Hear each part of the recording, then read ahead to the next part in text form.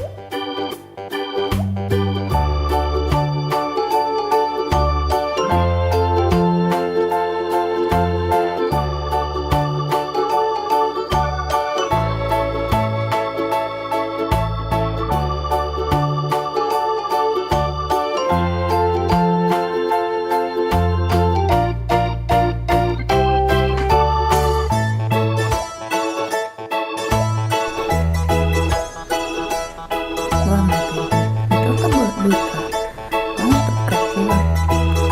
Все? Ну, показывай свою Pinkie Pie. Вот такая красавица у нас получилась. Любочка ей нарисовала. Молодец, очень красиво. Вот она которая еще одна понятно называется принцесса Селестия. Вот ты ее будешь еще делать? Ну, давай.